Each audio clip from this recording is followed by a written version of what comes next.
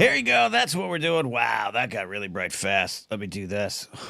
Hey, everybody. We're recording the Blathering live, and I'm having a lot of fun doing these shows, and I'm happy to be here. The world is, as always, a trash fire. It's concerning, it's troubling, it's on fire, and you got to find hope. And hope for me is hanging out with all of you. I completely rushed into my seat because I've been working on some stuff all day, and I realized that now I got a weird shadow on my face, and it's okay. I look every bit of the 72 years of age that I am in this shot. We're just going to roll with it. We're going to live with it. Some people checking in here. This is the I'll Be Your Valentine live edition of the show. We've been doing Q&As here, the live blatherings for the last couple weeks.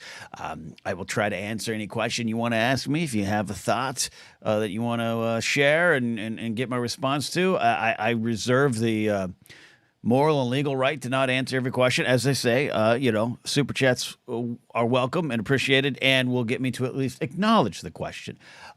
It's been used somewhat effectively so far. I think very effectively thus far. But it's not about that. It's about me hanging out with all of you here. We got people like Joshua Bernard.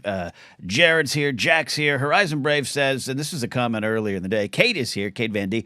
Horizon Brave says, as someone who is spending year number 6 alone, Ken, I appreciate this. My mental health and self-image is hitting near rock bottom, so I may be drinking when you start. You know what, Horizon Brave? I think it is brave for you to just admit where you're at, and that's maybe it's an okay spot. Maybe it's a bit of a bad spot, but we're all here together. Truly a sense of community building around these live streams. People like Laserbolt is here. Matthew Stokes, happy February 15th. He is, of course, watching from the future. I start these streams at 5 Pacific, which means if you're in the UK or another beautiful part of the world, like one of my favorite spots, Paris, France, you're going to be about 9 hours ahead of me, and that's fine. Maybe you're working the third shift, the graveyard shift, as I call it, but you're hanging out here. Maybe you already had your Valentine's Day. Maybe you already celebrated. Maybe you're not alone. Maybe you're here because you're resting, recovering from a full night. Jack says, we'll be able to hang until the co-op gaming starts with some friends. Love that. Getting stoned out of my mind, so I feel ya. Jared's winning here today with that comment, and Jack is winning. You're all winning with those comments there. We release these as a podcast as well. Don't forget the podcast feed exists. It does exist. The Napzok Network, the Napzok files, all that stuff's not gone away. Just changing. I have February has been documented here in the podcast. Has been a tough one for me, but I feel I got to do an update. Oh, our buddy Hillbilly Scribs is here. Scribs, don't leave yet, Scribs. Don't leave yet. We've got Brian Tiller here. Hey, walking with my Valentine dogs. Hey, dogs are Valentines here. Tully Quid's here. Hey, Ken, back from leaving. Incendiary comments on your anytime videos. I like it. Yeah, Tully, I saw your comment. You and I disagree on the safety of billionaires. And you know what? That's going to be fine. Tully, we're okay. We're going to work through this. And I'm glad you're here. Glad Brian Tiller is here as well. I do want to provide a bit of an update. I want to provide an update because a couple weeks ago, I came onto this show a broken man. I'm always half broken at least. And I want to thank, again, everyone who responded so warmly, so kindly, so supportive. Some of you have been here a while. Some of you have been here since the old school days. Some of you are relatively new. Whatever time you popped up onto my radar screen, I'm glad you're here, and I really appreciate what I got last couple weeks in terms of just love and support.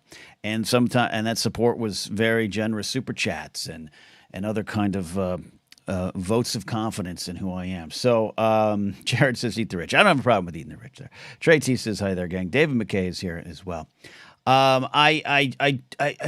Things are better, and a lot of things. The reason things are better, they're not better in an overall sense, right?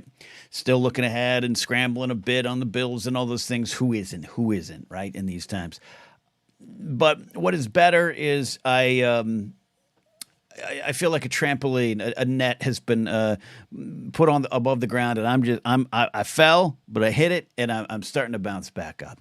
I have a couple little freelance writing gigs I'm working on that are going to help as well. And again, nothing long term. But even doing this show and deciding I'm going to do this weekly. I'm going to hang out with all of you weekly. I've got the member shows. We got a 20 minutes of coffee back tomorrow. I had to shoot on Tuesday morning for Force Center. So be back tomorrow, 10 a.m. my time for members only live, public after. become a member of a channel to join Laser Bolt and David McKay and everyone on that morning show. But I want to report that, my mood is better, my attitude's better. And that sometimes can be all you need in just in the way to be able to look forward a little bit more. And to as you get picked up by others, to also help pick yourself up, right? I'd love to just pick myself up by the bootstraps. That's not always possible, but sometimes someone helps you get up to one knee, and then you can do the rest. And sometimes you're pulled completely up to your feet. It changes situation case by case, but you all have helped me kind of get back up to a knee there. So there you go. Ken Plume with the super chat. Thank you, Ken. Happy Valentine's Day. Pal, hit like, folks. Yeah, hit likes indeed. Help us break that algorithm. Checking in over on Twitch, Kunomet says we all follow times and we help each other back up. And that's absolutely true. And I really, really, really, truly felt that over the last couple of weeks. And I always want to make sure I can be there for others who need that as well for me. For those, again, release this as a podcast. So if you're listening on the podcast, thank you. Don't let that feed die. But two, maybe head over to I've been doing this new thing where I kind of put the I put this light. I have a little brighter light, and I don't have the best lighting in here. You can see it. You can see it in the reflection there. I'm not a best boy. I don't have all. Yeah, see that? Oh, that's funny. I don't have the best lighting. I don't have the best built situation. So I make do with what I have. I also raised the f-stop in the old camera there. I did take photography, so I do know how to do that. But I think in my haste, because I sat down about 4:52, I've made myself horribly washed out. But I'm trying to fix it on the go. See, this is another case of me falling, and you help me. I'll pick back up. Laserbolt says 2024 has been good to me. Glad to hear you getting back on your feet, Ken. We love you. Laserbolt, I love you. I think we all as human beings got to be more open with saying, I love you. And you can be cynical about the word I love you. It could just be a platitude. I understand that. It can mean absolutely nothing. Or it can mean everything. And not even just by our actions, but by the spirit and the intent behind it. I Love You Man is also, it's an underrated comedy. I actually liked I Love You Man. I don't know if it completely stands up. I'm always wary to recommend comedies from over 8 years ago and beyond. But I remember I loved I Love You Man. But I love that spirit. I say I love you to my friends a lot. Jack Cole says, there's a Firefly quote I've always loved that works in these cases. If you can't run, you walk. And if you can't walk, you crawl. And if you can't do that, find someone to carry you. Yeah, and hopefully you get someone there to carry you. Be good. Okay, what happened? Okay, now things, sorry. What happened here? Oh, okay, I haven't favored. Sorry, I'm a little distracted. I had a long fun work day today, so it's okay. I'm playing catch up. I love that quote, Jack. And we got Hillbilly here. Dylan Barry's here, the Dylan Barry Network. Glad to have you here. Jared says, this year I got meds and needed into therapy, so I'm trying to treat myself better. I think that's part of the process here.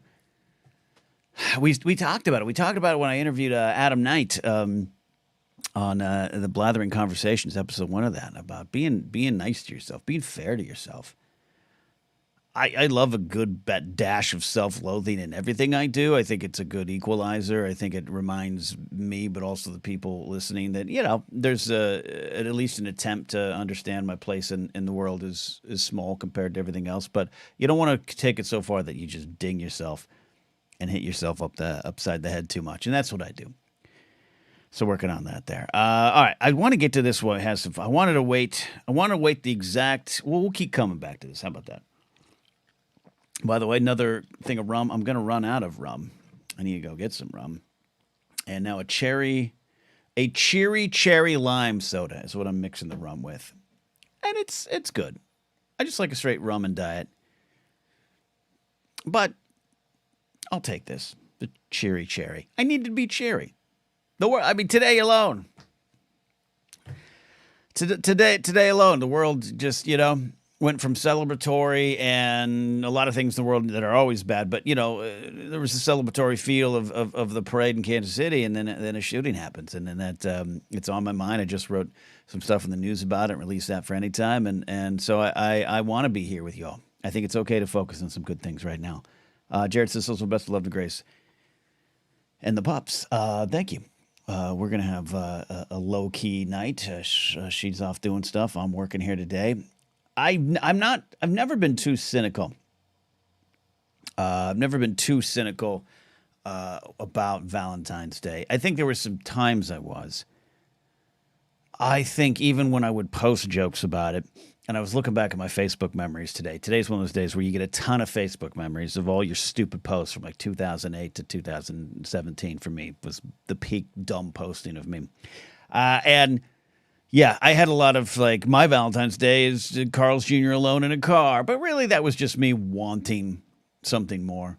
But I think going to our first comment of the day from Horizon Brave, but even if I had long stretches of my life where I was alone, long stretches. From 1998 to like 2005, I always joked, like, I don't even think I talked to a woman, my pursuit of choice there. I don't think I even, other than, unless it was a bank teller, because back then we had bank tellers, grocery store clerk, something related to my job. Other than that, socially, I didn't communicate with women. I was so alone and lonely and unsure how to move. So I've been in those spots, and that's okay too. That's okay too. We got some questions coming in. If you got a question, or you just want to post a comment, like Mike Fink says, "The world is a vampire." Set to dragon. Yeah. Love that there. Mike says, "Going to show with my wife today, but seems to be obligatory post on socials. One loved, feels super icky." Do you know what I mean? Okay, actually, we got a question from Jamie. Jamie Johnson's got a question. I'm going to favorite that one so I don't miss him. We talked about it a little bit. We'll do an update on it. I don't post a lot of social media stuff that isn't promotion for the things I do. And I'm not saying that's right. I'm not saying that's wrong. That's just where I'm at.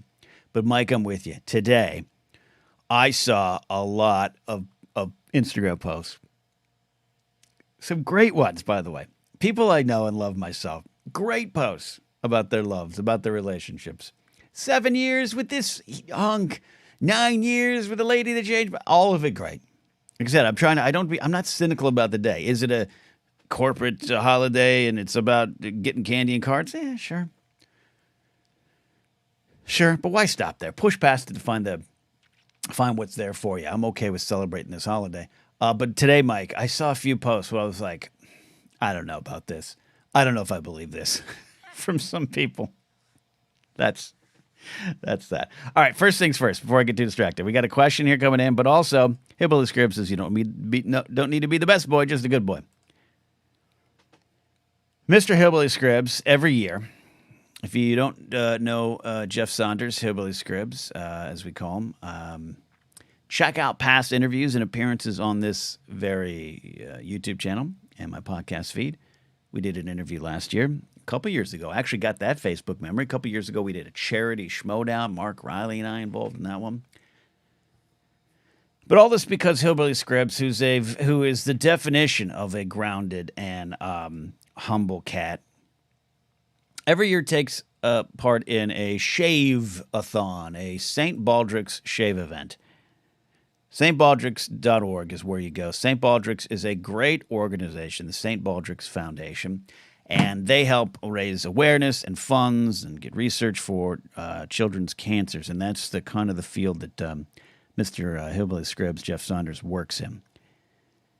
So every year I kind of help promote, but this year I'm not doing as many shows. I apologize, Jeff. I don't have the reach like I used to. Social media is fractured. It's hard to get the word out, but that doesn't mean I'm not going to keep trying. This is a great event. Now, what Jeff does every year is he grows his hair out, and along with a lot of other folks, and there's events around the country. You can go to stbaldricks.org to find an event near you if you'd like to donate or support teams closer to you. But I'd love for you to consider supporting Jeff and his cause. It's a fun and positive way to celebrate and honor the kids, as Jeff says, and to honor all the young people fighting cancer. and as well to pay homage and respects and send warm memories to those who are no longer with us. This is what Jeff does every year, and Jocelyn Lawrence hosts this event. We did a stream interview with her last year on their channel. The shaving event is March 1st, and there's a March 2nd, a community event where Jeff is in southern Texas. But you and the website is on the screen if you're watching. If you're listening, I will put the link out there. stbaldricks.org/participants/Jeff Saunders. I've got to drop the link in the description here on YouTube. I'll do that as well. I'll do that after the stream ends. But stbaldricks.org/participants/Jeff Saunders, not Sanders, Saunders. That is how you can support Jeff and his team. And they will do this shave event. There'll be some wonderful warm pictures. But it's really important work. And I love Jeff for it. I love Jeff for so many reasons. He's just a joy to always be around. He's a joy to always learn from. But one of those reasons is he continues to work for the good of others. And he continues to learn. And he continues to grow. And he keeps continuing to spread it out into the world. If folks are unable to donate, Jeff wants me to remind you all, share the links and info is just as vital and important because, like I said, it's sometimes really hard to get the word out these days with a lot of the things, Threads and Blue Sky and Threads and Instagram and Twitter is broken and algorithms suppress links and all those kind of things. So word of mouth is the best way to do it. So I want to shout out to my good friend Hillbilly Scribs, Jeff Saunders, who does this every year without fail. I think next year he says this is his 10th one. So we got to plan something big for that, Jeffrey. Got to plan something big. All right, let's get to some questions here. Let's really get into the show. This is a Q&A. Every Blathering Live is kind of a Q&A, like I say up top. Join in. Ask a question. I reserve the right to not answer questions just in case I just don't want to. And one comes in that I don't feel I should answer live on a show when I've been drinking. Not heavily. But if you super chat, if you do a super chat, I will at least acknowledge the question and maybe provide the information as to why I won't answer it. I want to honor those as well. But super chats are not needed. In fact, if you got a couple bucks and you're thinking of throwing it at my face, maybe you throw it at Jeff Saunders and the stbaldricks.org folks as well. All right, let's do this. Question comes in from Jamie Johnson on Facebook. We're live on Facebook, we're live on Twitch, we're live on YouTube, and broadcast later, as I said on the podcast. What are your thoughts on Rock versus Cody? So we did address this last couple weeks. Now, I put this out there, a lifelong wrestling fan, but I haven't paid close attention to wrestling in 4 or 5 years. However, because of social media and the presence of WWE and AEW and just wrestling news sites and wrestling fans, I definitely follow it in the sense that I'm aware, generally speaking, of what's going on. I did watch the Royal Rumble. I quite enjoyed myself. I thought it was fun and was glad that Cody won. I was happy to see CM Punk there, he's been the talk of the town once again, but I liked Cody. I have not been following it closely enough to know exactly the story that Cody wants to finish. But like I said last week, having been in the independent wrestling business off and on from 2001 to like 2014, been around booking, been part of booking, and just been more than a casual observer of pro wrestling for that period of time. And still around it, still around people in it. I always say, trust the wrestlers and trust people like Cody Rhodes, Dwayne "The Rock" Johnson, Roman Reigns, Paul Heyman. It's not always easy to trust WWE creative or creatives of any kind, and I get that. And this is, of course, keeping in mind that we're not factoring in or right now currently going into any conversations about Mr. Vince McMahon and the horrors of his reign that we have always known a lot of it, but definitely the last couple of weeks have been, we've all been exposed to some horrible things going on over there. So taking that aside, we can get into that as best as I can if you want. I'm repeating myself from last week. I think it's getting people talking. It doesn't mean it's flawless. Does not mean it's flawless. I know that press conference that they did seemed a little wonky. Some people saying rushed. They've switched. They got Rock versus Cody. They got Rock versus Roman versus Cody. People want the story to be finished. Rock kind of turning heel, kind of bending reality. That's the new age of wrestling. And at the end of the day, people are talking. It's going to be a payday. And I am excited to see it. And this is from someone who has not paid attention in a week-to-week fashion in a long time. But I talked about last week. I'm a big fan of Cody Rhodes. And at one point, he followed me on Twitter, and he might have been a fan of me. So, hey, he is a big Star Wars fan. I'd love to talk Star Wars with him on Force Center. But at the end of the day, there are times where the office, the booking office, the promoters will make bad decisions. Your job as a wrestler, your job as a worker, your job as a creative putting on the show is to take what you're given and make the best of it. And those that are great at this will do that. Cody Rhodes is great at this. The Rock's one of the best. The Rock understands when they try to do something and it's not right, i.e. Rocky Maivia, the third-generation superstar with the smiling face, and that was, in a very unplanned fashion, rejected from the fans, they pivoted, and they found a legendarily right way to do it. There seems to be, I don't know, and that's the thing about wrestling, you can never know what the work is. You can never know what isn't the work and what's the shoot. You never know. That's part of the fun of wrestling to me. But with whatever has happened, whether Punk was supposed to win the Rumble but got hurt and they gave it to Cody, whether or not Cody was always going to be facing Roman Reigns or was going to be facing Rollins or was going to be we might not never know. And if they do their job, you never will know. And you might never care, though we are in an era of exposed business when it comes to wrestling. Kayfabe is long gone. We're all in on this. Kayfabe broke long before people actually think it broke. But it broke in a major way by the mid-'90s with wrestling and the Attitude Era and all that kind of stuff. I really trust Cody. And even if it's all on the fly, even if right now seems a little rushed, it's going to be right where it needs to be.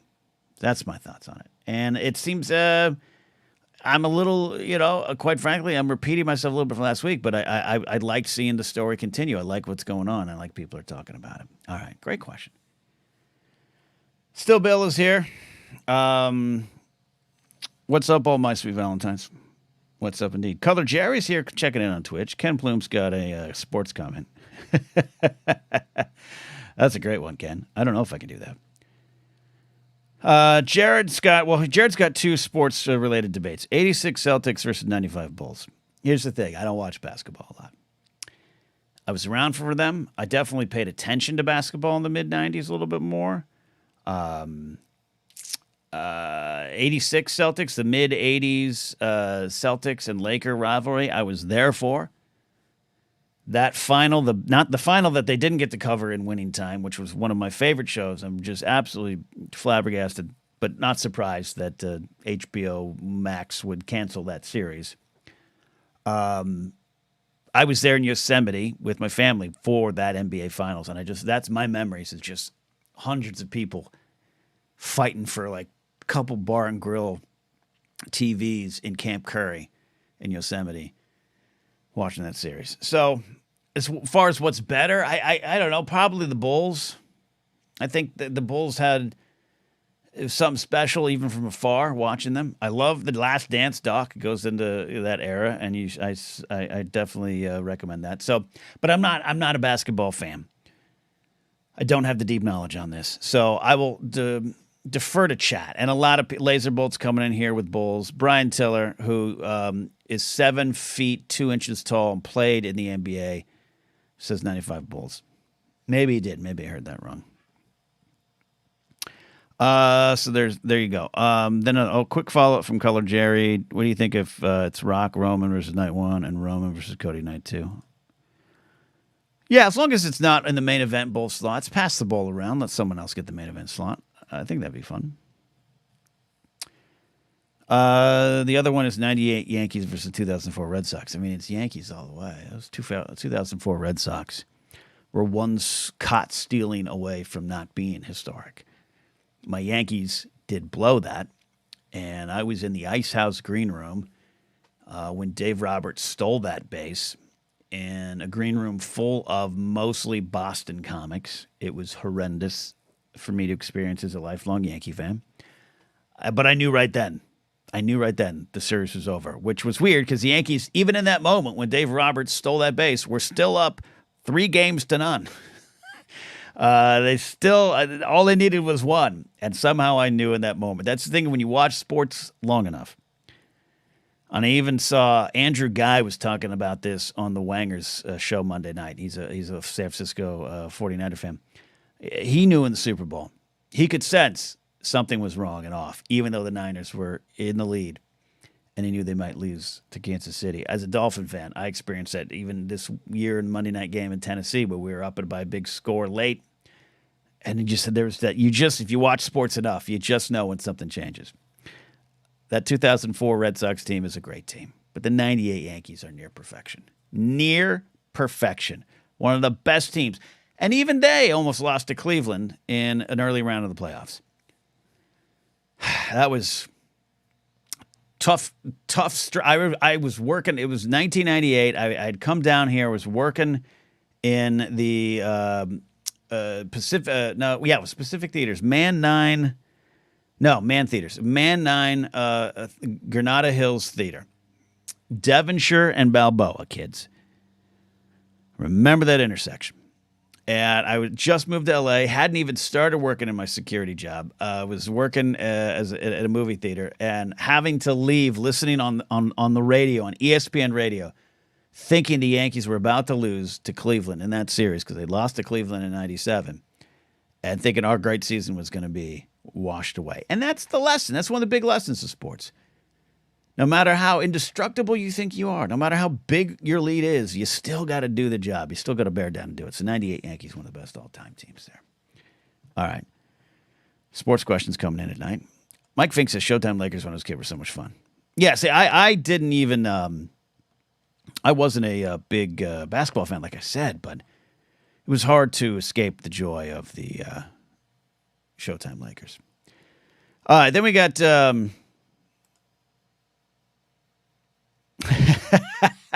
we got a mass hole checking in here. And catch my breath. Take a big gurgly slurp of rum to deal with this a-hole. PLD, Paul Denuzzo, also one of the greatest human beings I know.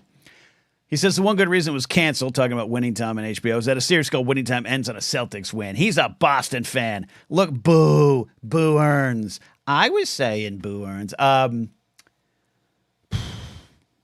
I don't know what to say about that. 84 Tigers says Michigan's own Laserbolt. 84 Tigers were a good team.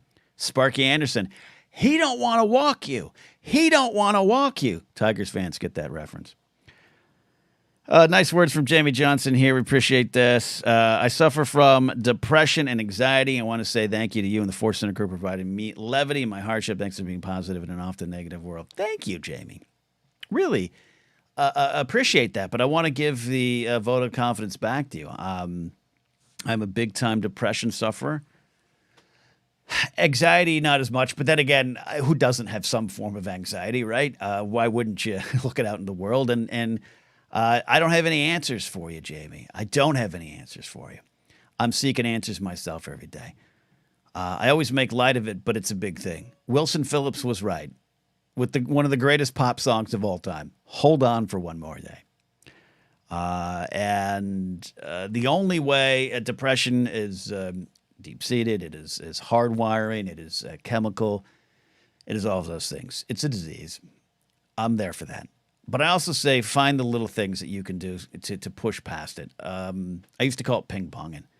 Just actively ping-ponging the depression thoughts away. And some days they're going to get through, and that's okay.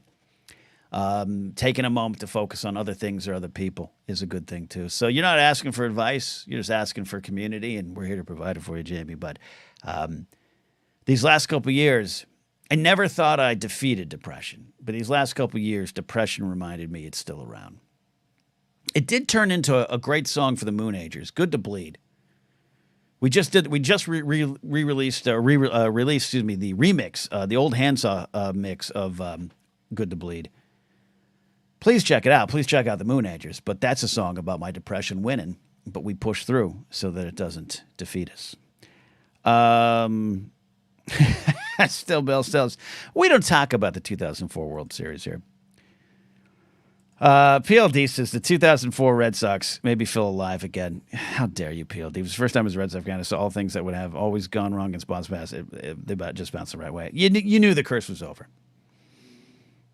Color Jerry says this, just throwing it out there. I think Roman should break Hulk Hogan's record. I don't think that type of thing will ever again be at least another first. Jerry, I know you missed last week's show. I said the same thing. I think Roman's got to get to September. It'd be nice to have Cody finish the story. I get all that, but have him break Hogan's record. And there's outside of the wrestling business reasons to maybe wipe that spot clean of Hogan a little bit. But even aside from that, even staying within the business, do respect what Hogan did in that ring. Have Roman defeat him. I think it's great. Any favorite Super Bowl commercials? Yeah, you know what? Duffy says hello from Long Beach. Hello. Wilson Phillips is a smart dude. Yes, he is. He and Pink Floyd are great. Where did that? Dylan Berry asked any favorite Super Bowl commercials. Look, man. I like the Ben Affleck one. I do agree that the formula of Super Bowl commercials has diminished the effect of commercials. I never was super into the commercials. I don't like talking babies. I don't like talking dogs. I don't like a lot of stuff. But Super Bowl commercials for a while did turn into a really, I think, high form of comedic art. I really think there were some great ones over the years. But I think they've just been watered down by the formula, the celebrities kind of poking fun at themselves and everything. But all that said, I will say I like the Affleck one. I like the one in the broadcast, and I like the full-length one there. I'll say that. There were some other good ones, too. There's people paid well to do those kind of jobs. So they do succeed. Going to Brian Taylor. I'm finding help in meditation. That's right. Anxiety is real. It is. All right. Catching up to chat here. We got Paige Stearns there now, which is Brennan Marr. Hello there, Brennan. There you go. Brian Taylor says, "What's up?" Yeah, I didn't. It's not that I haven't said "what's up" a few times in my life. It was the style of the times, but yeah. Tully says this, not going to lie, when I first started watching Schmoes, your particular brand of self-deprecating humor made me worried about you on more than one occasion. Fair. And yeah, I got to some favorite questions here, so I'm going to get to, Ken's got a great question about overtime. I'll get to that. So I'm trying to favorite the questions so I can keep up with chat here. Here's the thing. Yeah, sometimes you don't even realize it. Therapy's important. All those things important. Totally get that. Sometimes you might not even realize it's a problem. It was less of a problem for me during the Schmoes era, but I don't disagree with what Tully is saying there, that sometimes self-loathing, self-deprecating humor, you're hearing the cries and not laughing at the jokes. I didn't know how deep things were for me until 2002 in my final 12 weeks of training at the Groundlings. I was part of the performance level, which is you do 12 weeks of training with a director with 12 or 13 classmates, and you put on 2 shows at the Groundlings Theater. I've told the stories before, but like Kristen Wiig and Mikey Day and Tim Blaney, the voice of Frank the Pug in Men in Black, and Johnny Five in Short Circuit was in my class. Andrew Hawtrey, big commercial actor, still going strong. He's got one now. Andrew Hawtrey is a lot of you are seeing you're probably seen him in that cell phone commercial. He's being over dramatic, and his wife is like, "Don't be dramatic. We just go here and pastas for dinner." And that's my friend Andrew and. Great comedian Melinda Hill, Nicole Randall Johnson, who went on to be in Mad TV and the movie Role Models. Great class of people. Brian Keith Etheridge is a showrunner, producer. Hayes Hargrove. I can go on. They're all funny. Amy Witchery, one of the funniest people I ever worked with. And I was having fun week to week. You come in, you write sketches. I'd write about 10 to 13 sketches every week. You present them to the class. One or two would get chosen to be rewritten and maybe potentially be in the show. Then the director, our director was Karen Mariyama, and we'd go on the show. She was the first to pull me aside. And then 6 weeks in after our first show, mind you, I thought I was making, having fun sketches. I was having fun creating characters. People were liking what I was doing. She pulled me aside and was like, hey, let's talk about what I want for you in this final 6 weeks and what I think you need to show the people that are voting on you, whether or not you join the company, all those kind of businessy things, professional things. But she said, I've got to say, I'm concerned about the content not the content, but the sketches you're putting out there. Well, content, I don't think existed as a word then. She was like, every one of your characters is you at war with yourself. It is you depressed. It is you losing. It is you not winning. It is you just sure that you are the last one in the room. It's I see you in your head. I just want you to write characters that win. I want you to write characters that are confident. Find the humor in that and have it not be so from your heart. And I struggle with that to this day. A lot of my humor is about me versus about things. And I'm trying to improve that, especially in the stand-up world. Not that it shouldn't be about me or from my perspective, but I don't have a lot of jokes that are about the Super Bowl. I got jokes about my depression watching the Super Bowl. You know what I mean? And she was the first, and so it emerged in my jokes. So all that to say, Tully, I really understand where you're going with that. Where during the schmoes stuff, I cast myself as a lovable loser, and sometimes that becomes a fulfilling prophecy. And that's one of the other things, too, where depression will get you. You just don't know it. You just don't know it. Goopy G's here saying, woo, Blathering live. And I love that there. So, all right, let's get to some of these star questions. If you got a question or I'm here for a little bit, I haven't even really touched this drink. I don't currently have dental insurance, but I've got this pain started to develop in my tooth. Little worried about it. It's not a question. Just feeling it right now. All right. Joshua Bernard says this one. Hey, Ken, have you and Grace ever done a podcast together? We have done episodes. There is actually from 2017 a Napzok Files interview where I went to Grace's house and I interviewed her. She was at Collider with me at the time. We had not even begun to think about dating. Wasn't even on the radar screen. So that's a fascinating interview. I haven't gone back and listened to them. Other than that, I interviewed her and her sister once for an episode of the Napzok Files. They're not twins, but sometimes you might think they are by the secret language they have. We took a deep dive into that on that episode. And then right at the beginning of the pandemic, Grace and I did do... what do we do? We called it Fire and Wine. And it was a great idea. I might be able to pull it off a little bit better now. Number one, we have better internet. But we would take everything out. I'd take my gear out, and we have a fire pit in the backyard. We have a little back courtyard. And I set up the cameras, and the internet can reach out there, Wi-Fi, but wasn't the best. And I think it was even an older laptop ago. And we try to do a stream out there. I didn't have wireless mics that I could use now. Now I do. I mean, I could easily bring in. I use this mostly for my ASMR channel, but I got the Rode little wireless Miis, which are great. I really love these. Could probably do it much easier. So we did it like once or twice. It was really hard. The internet was cracking. We couldn't get the fire was great. The wine was great, but the internet wasn't. It was a little hard to get the gear out there every time. You know, I slide into the studio. This is in my office. I can fire this thing up in 2 minutes, and I'm on live with y'all. A little more work. You know, I don't like being a PA for myself. So I think like the third episode, we brought it inside the house. It also might have been a little cold. We put a fake fire up on like YouTube. And that was good because we got guests on.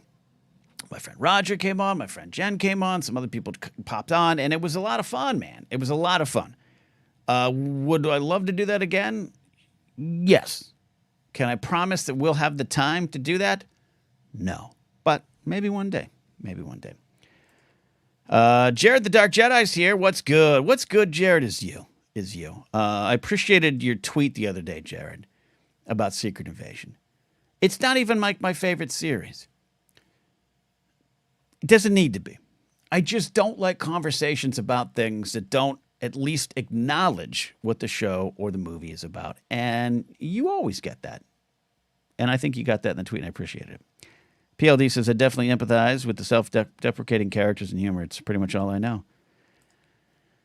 But PLD, I've seen your mustache in person. You should be confident. It's a trademark, and I love it. All right, Ken Plume asks this question. Now, Ken is not a sports fan. He's a damn good Fortnite player. He could probably play Fortnite competitively on esports or something like that. I don't know if that's a thing. I know what Rocket League and other things, but he could do that. Ken asks, and thank you for the super chat earlier, Ken. I just need to know if you are aware of the postseason overtime rules, and if you can explain them in terms I can understand. This is, of course, referring to what happened in the Super Bowl. I had about 10 minutes to take a break between the Anytime News segment and doing this live stream. And I did, I sat and watched like an NFL Films type of like wired up clip of Patrick Mahomes and Andy Reid and everyone before the overtime coin flip and then after the coin flip, where they were shocked that the 49ers received the ball. And their fullback, the 49er fullback, number 44, I forget his name, his wife designs the jackets for Taylor Swift. He was like, even if we score a touchdown, they get the ball back. I didn't know that. So even the players on the field had a problem with this. The problem I have is, as I've said before, this year was my kind of return to watching football regularly. I took a little a dip into the NFL waters last year when the Dolphins started getting a little better. But other than that, I hadn't watched closely for years. At some point, and I do remember when this happened, they changed the overtime rules.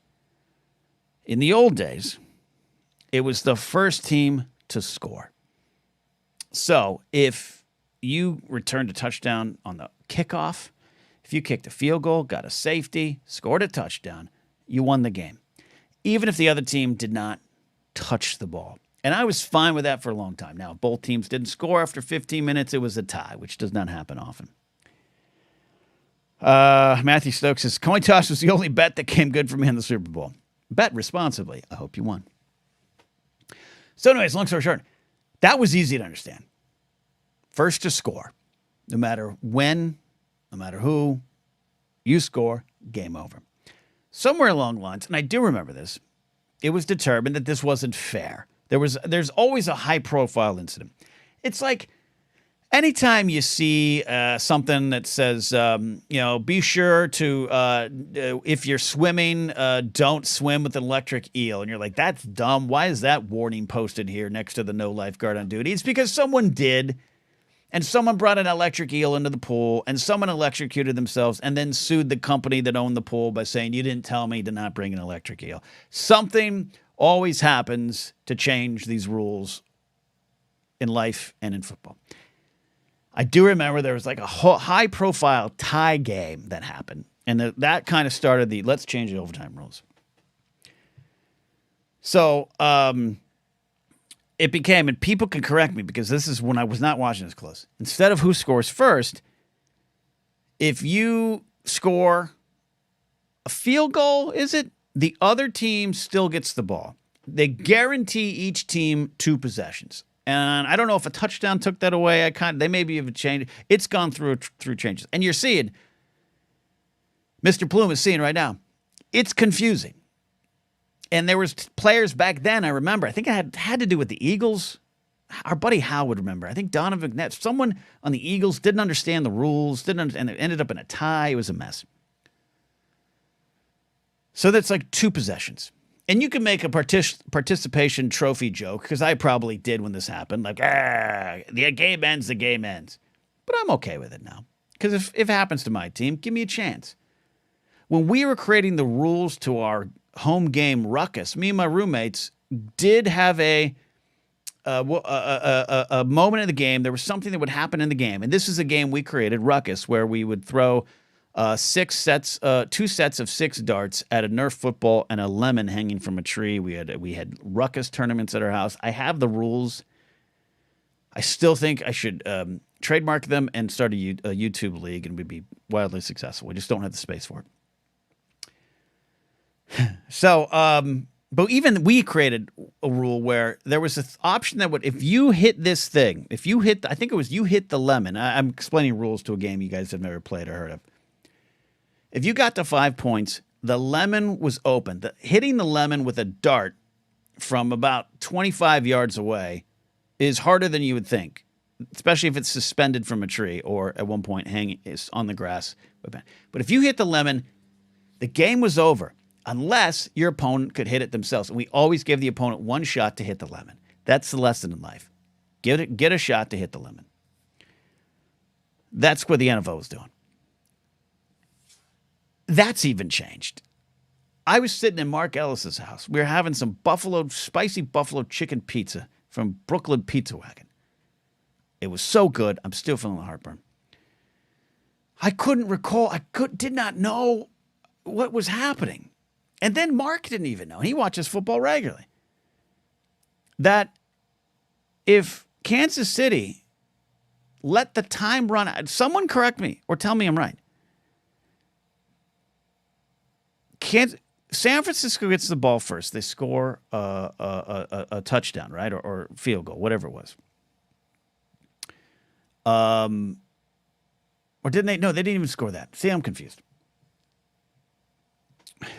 Wait, why are we throwing darts at lemons? I'll explain. Whatever. San Francisco gets the ball first. Kansas City was guaranteed to have the possession and complete their possession. This was the rule that Mark and I think were a little confused about. Tony Romo was trying to tell everyone. Because it was at the end of the overtime quarter. San Francisco still needed a score. But the time was not going to run out on them. It just would have kind of gone to bonus time, a second overtime. They had the right to complete their possession. Time could not end the game. Their possession ending would end the game. So even that was confusing. When did that happen? Mark and I have always thought that if you got 17 seconds left in overtime and the clock is tick, tick, tick, tick, tick, tick, ticking, you got to score. But apparently not. That's my confusing explanation of the overtime rules because it's confusing. I think they have to have a big sit down to explain it. So what folks are saying is San Francisco should have kicked the ball off, forced Kansas City to either score or not, and then had all day to go down the field and score and win and tie the game. Ken says, okay, one more time, but this time make it make sense. That's what I'm saying. It doesn't make sense to me. I also have been watching. I don't know. Elizabeth says, when the game went to OT, all I could think about is all the people whose squares sheet just caused arguments because they didn't specify what happens. Yeah, Super Bowl pools. I don't do the squares. Squares confuse me.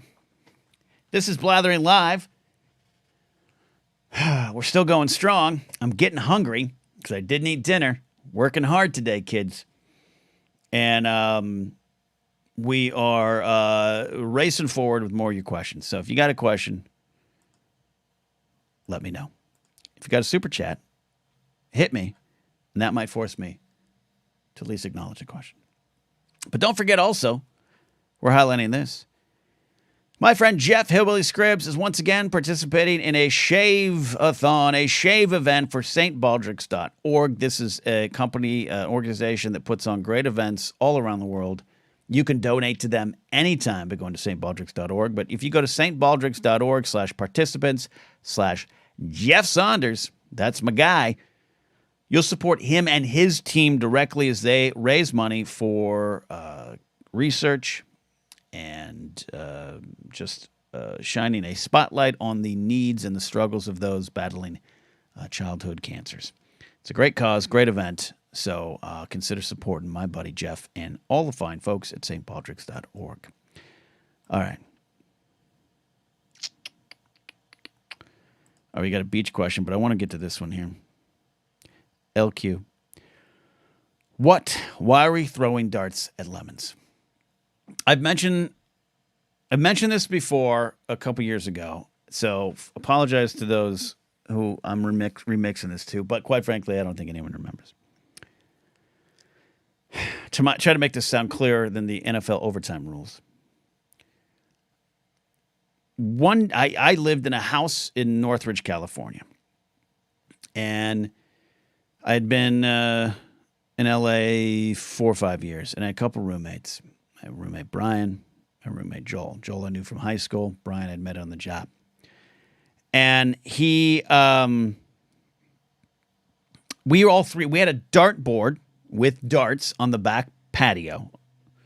So it's a 1950s style LA house, which means there was a nice backyard with a big kind of tree hanging in it, little concrete path, nice grass, and just a flat like patio with, poles, like a porch patio kind of hangover kind of thing. And we were playing darts. We also, for whatever reason, because we at this time young men, we had a Nerf football, and the Nerf football was on the ground beneath the dartboard. Had nothing to do with anything. I go in to take a phone call, because this is back in the day where, even if you had cell phones, you're still going to your handheld. I think a calling mom or something like that. I go back in for a bit. I come back. We had been playing darts. I come back and they're throwing darts at the Nerf football on the ground, on the porch. And if you ever thrown a dart into a Nerf football, it makes a very satisfying sound. Funk, like a funk. And they were laughing. I wasn't a heavy drinker then. I'm not, quite frankly, a heavy drinker now. I think Brian indulged in some of nature's cigarettes, but nothing was. It was like after work one day. Brian had just come from home. He was a banker. I was a security director. Joel worked in colleges as a screenwriting teacher and everything. We were just hanging. We were just thunk. So we thought it was fun. So instead of, we didn't want to miss and hit the wall that the Nerf ball was up against, we took the Nerf ball and we put it out about 10 yards or so. I have the official measurements. We put it in the backyard and we started throwing things. Well, the tree in the backyard was one of the trees was a lemon tree. So at some point there was a lemon on the ground. So men at their tribal stupidness their caveman mindset, we were throwing them at the Nerf football. Then we tried to hit the lemon because it was farther back. Then we lined it up. All right, let's put, we got 10 yards to the football. We got 15 to the lemon. And then naturally we started competing. And with the dart set, generally you have, I think we had 12 darts, 12 darts, 3 of each color, right? You get 4 colors in a traditional dart set. So we each had 6 darts. And it was 1-on-1 at first. It was like Joel and Brian. And then we'd alternate. And we just started keeping score. And then we started making rules. And we started making rules that if you have your 6 darts and you hit the football twice, you get to declare ruckus, which was a word. Joel was good at just throwing stupid words with no, rhyme or reason into conversations. So we created a game called Ruckus, or we started yelling Ruckus, and that meant you could then pull the 2 darts out of the Nerf football and throw all 6 at one time. You had to declare it. It was like Uno. Like you have to declare Uno. If you didn't declare, I think it was like I proclaim Ruckus or some stupid dumb thing. You then lost it, and your opponent could then throw all 6 of their darts.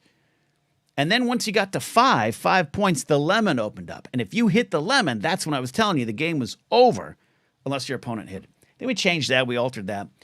Then we took a second Nerf football and tied a rope around the football and hung it in the tree. And that was worth 2 points. You had 1 point Nerf football, 2 point Nerf football, then a lemon behind it. This is what we concentrated on for like 3 weeks. Now, every night we'd come home from work and we started playing the game and writing the rules down. About a month or so later, I invited a bunch of friends over. We had a Ruckus tournament, and it turned into a regular thing. And at one point, one friend of mine almost got his eye poked out with a dart. This is how intense it was. We had big tournaments. We awarded winners. And this was 2002 or 3 range. A couple more years, and we probably had cell phone cameras we could have filmed this on. A couple more years, I would have had the equipment I needed to record this, include announcers, and turn it into something like that Marble Run YouTube channel. Someone else could steal my idea, I guess, at this point, because I didn't explain all. I have the official measurements. Fun memories of losing out on a lot of money. All right, Dylan asked this, and I got some super chats that I'm very thankful for. I'm going to get to. Dylan asks, being out in California, how often do you go to the beach? Which is your favorite? I don't go to the beach at all, Dylan. And Hillbilly Scrib says Ruckus is the game the world needs. I'm telling you. Jeff, do you have a house for a Ruckus field, a Ruckus pitch? Because we could maybe play the game at your place.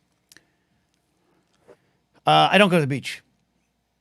I like the beach. I was raised in Pismo Beach. I like going to the beach. Pismo is a cold beach. You got to have a hoodie for most of your times to the beach. But here in LA, it's too far.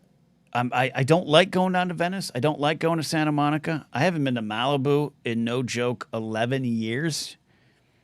I had a wedding. Last time I was there with my friend Joey and his wife, now wife Meredith. They got married in Malibu. I think it was the last time I've been to Malibu.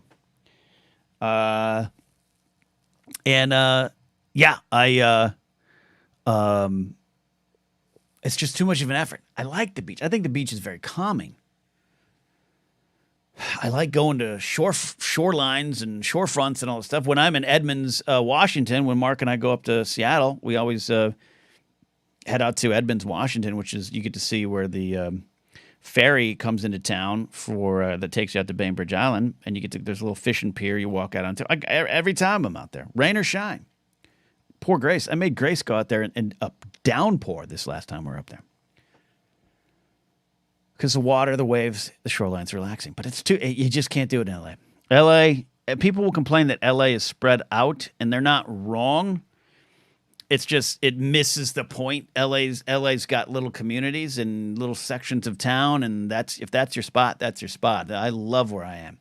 I don't need to go to Venice. But I got some people who, they moved to Venice. They love it. They love the beach, and I haven't seen them in 20 years. No joke. All right. Hillbilly asks, can we all meet up once a year for Ruckus? For the Royal Ruckus? I'm game.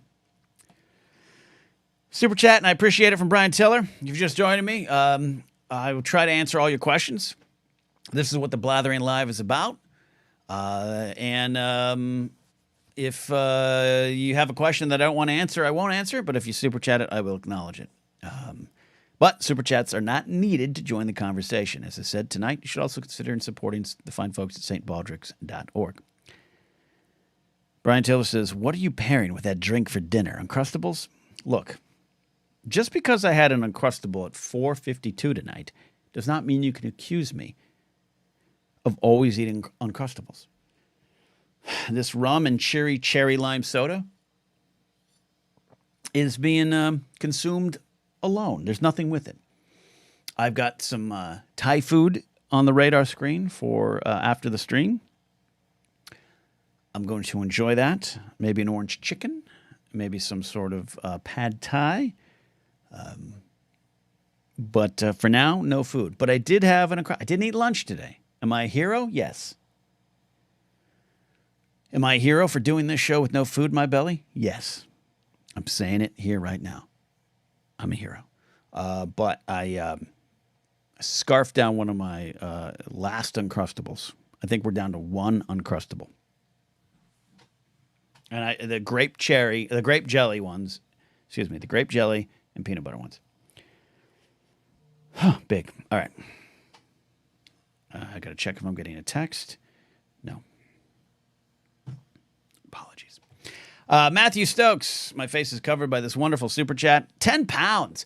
I still have my pounds from my trip to London in April. And I have some, what do they call money in France? Baguettes? I have some French baguettes and some London pounds. No, French, I have the EU money. Matthew Stokes says, growing up, my sister and I played a game we called Apple Bamboo. We stick bamboo canes through apples and hit each other with them. Loser was the first one to lose the apple on their cane. I I don't want to play this game. I don't want to play this game, Matthew, but I want to see video footage of you playing this game. That's impressive. That's Did any adult stop you? And I do like the simplicity of the game. What are we going to call this game in which we stick an apple on a bamboo stick and hit each other with? We're going to call it Apple Bamboo. Matthew, I want to know more of the rules. Did you have to proclaim anything?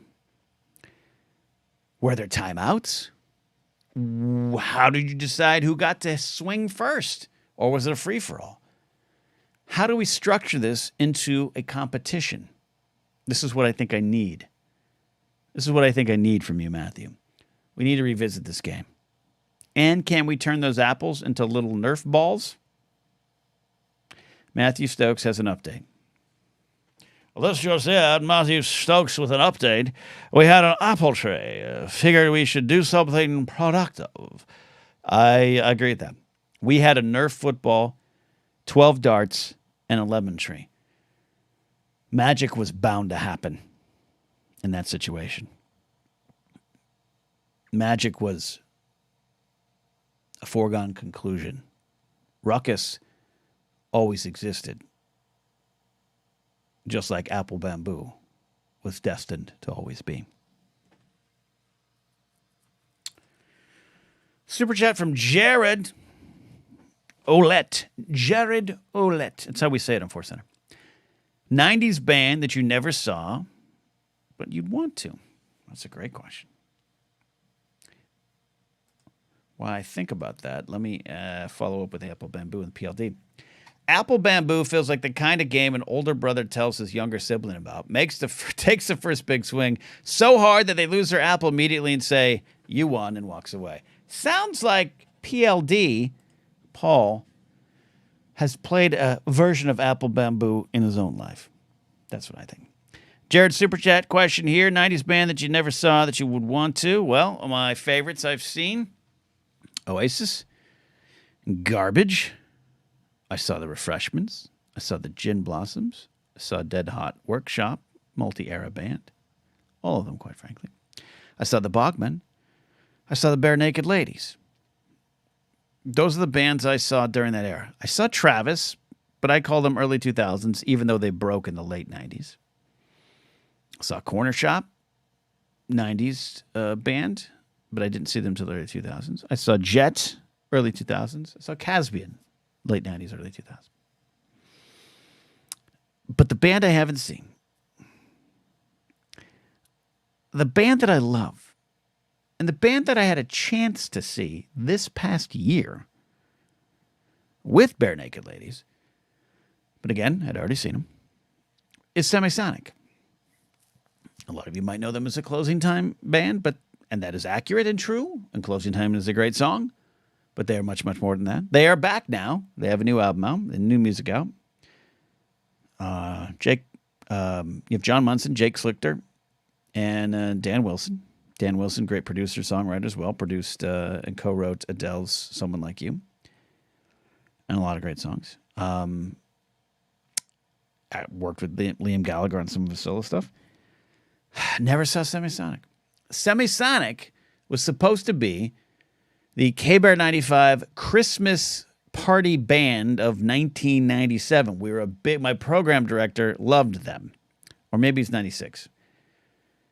My program director loved them, and I loved them. And we would talk to their A&R rep all the time, but we are going to help you. Forget what label they were on, but their A&R guy loved us, loved our station, because we're going to try so hard to make this happen for Semisonic. First album, The Great Divide, is wonderful. And we were gonna fly them out, make them our Christmas. Every year we had a K-Bear 95 Christmas party, and they were gonna be the band. And I was so excited, and it didn't happen. Instead, we got another great band called the Hazies. They had a great song in the 90s called Skin and Bones. Didn't do much after that, unfortunately. You can't even find that song on the streaming services. Great band, great song. Great set of guys. And I'll never forget. 2 people bought tickets. We had the radio staff, but like we were expecting a sold out 100 people in this tiny club venue in San Luis Obispo, California. 2 people, and the Hazies played an amazing show. They got paid. They showed up for the people that showed up for them, and we all sat and had dinner afterwards, and they were great guys. I remember the guitarist saying really encouraging things to me that I wanted to. I was saying I want to move to LA and do comedy, and he's like, "You're going to do it, man. You're going to find yourself. You're going to do it." So I was glad to see the Hazies. So I'm not taking that away from me, but I really wanted to see Semisonic. So I'm going to go see Semisonic. They're back out. Darth Chaco's back, checking in on Twitch. Hello from San Diego. I love San Diego. More discussions about Apple Bamboo. Matthew says, my sister was bigger than me. That's still how it worked in regards to PLD's comment about the game. LQ, putting some lemons down. And Hillbilly Scrabs, we all should be donating to him. He's donating to my beanie fund. I appreciate it, Hillbilly. I love you, brother. I love you. Jared says, I never saw Rage Against the Machine. Great option. Great option. You can see them. A lot of great 90s bands. I didn't see Garbage until last year. In fact, it was Brian Tiller that saw Garbage with me. Metric, Noel Gallagher's High Flying Birds, and Garbage. And it was everything. I haven't seen Alanis Morissette. Liz Fair, one of my favorites, I've seen several times. I haven't seen Alanis Morissette, and I was going to see all of them. I hadn't seen Garbage and Alanis Morissette. Always bummed. Still haven't seen U2, which drives me crazy. They're like, up there with my favorite band. Still haven't seen them. And I got tickets for the Hollywood Bowl. Garbage, Alanis Morissette, Liz Fair. Liz Fair pulled out of the show, pulled out of the tour. No one really knows why. Eventually did her 30th anniversary Exile and Guyville show, which I saw with Brian Tiller as well this year at the Wiltern. Great show. Cat Power replaced her. Didn't matter. I've seen Liz enough. Bummed I couldn't see her. Love Cat Power. Love Alanis. Love Garbage. Hollywood Bowl. Let's do this. This was the week that one of the last, I think, Schmoedowns in New York.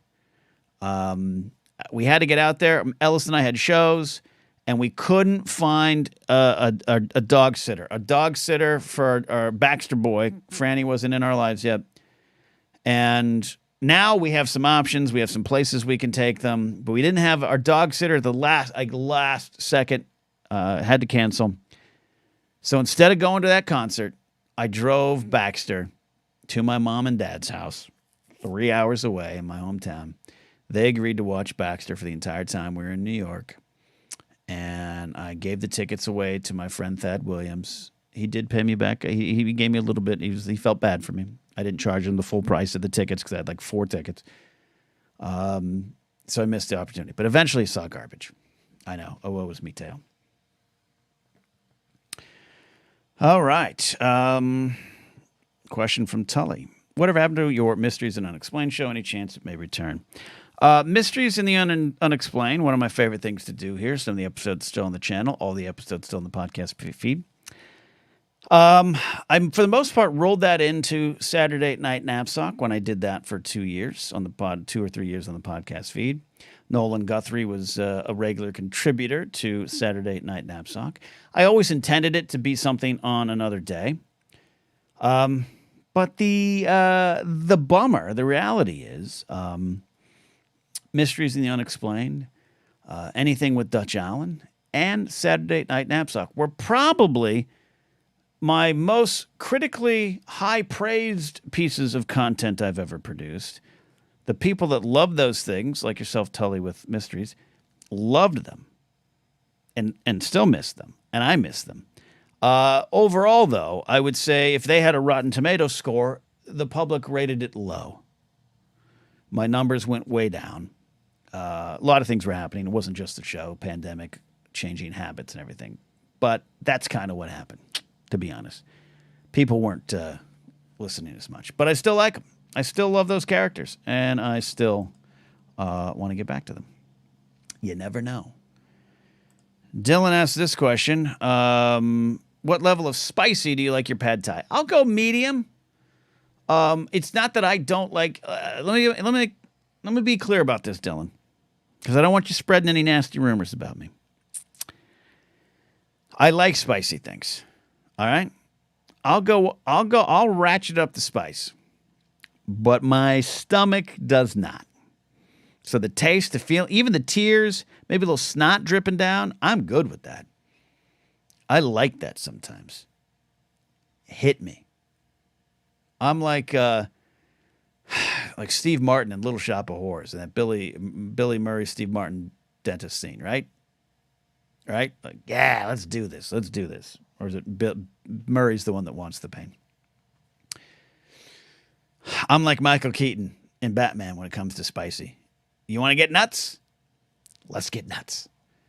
But my stomach says, we're not. We're not. I got that from my mom. My dad loves spicy things. He loves it so much that he gets some of those dangerous level of hot sauces. But he's had heart problems. He's had stomach problems. And his doctors are like, stop doing that. And he still does it. He's stubborn. So my spicy level pad thai, I usually go medium. David McKay says, SNN slapped. Thank you, David. There's no other else to say it. I wish I could still do it. I wish I could still do it. It wasn't for the numbers. It just was, it was hard to turn around. It was hard to turn around, and it needed to be written in one day. And every Saturday, I'd write it, and I'd try to get it out by 6 o'clock Pacific.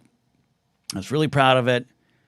Had a lot of fun doing it. I would try to prep it during the week. I would try to write during the week, but it was so news-related and so news-based that kind of needed to be that day. And I ran out of steam. Ran out of steam. Plume reminds us to hit that like button. Don't make me ask overtime questions again, because I will. Super chat from our good friend Laserbolt. I haven't heard any rant about aliens lately. Any juicy news we're talking about? Jen Murrow's here. Jen Murrow's here just in time to hear me talk about aliens. Also, Laserbolt says he absolutely loves spicy. Jen Murrow in chat. I'm just gonna say this about my friend Jen Murrow. One of the most loyal and best friends I've ever had. I really mean that from the bottom of my heart. I'm going to take another sip of alcohol here. I'm doing a I'll Be Your Valentine episode. It's a shame that Jen Murrow is spending Valentine alone. She should have two princes, like a Spin Doctor song, fighting at her feet. But she's such a busy, hard-working lady.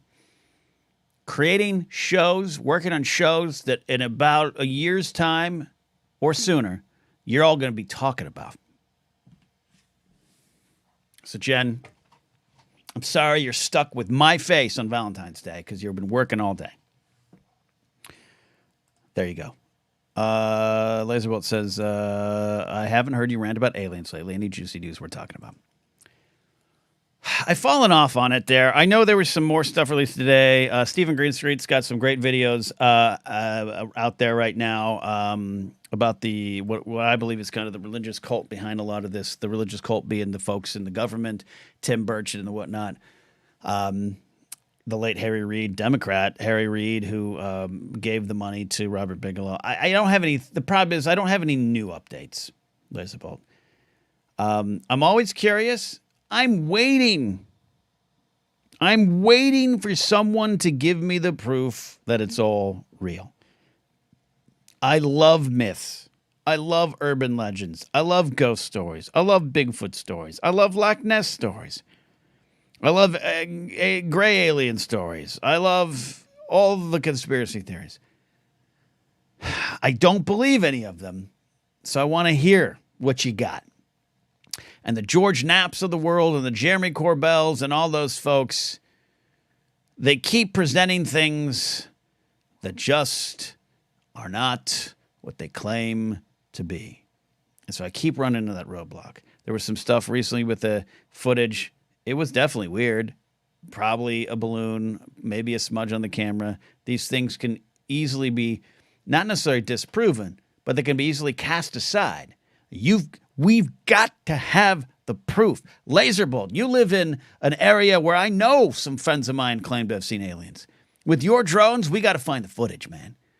And Laserbolt, if you find the footage, if you're up there flying a drone and you see something that we know is UAP related, let's get it out to the world. I'm game. I want to know the truth.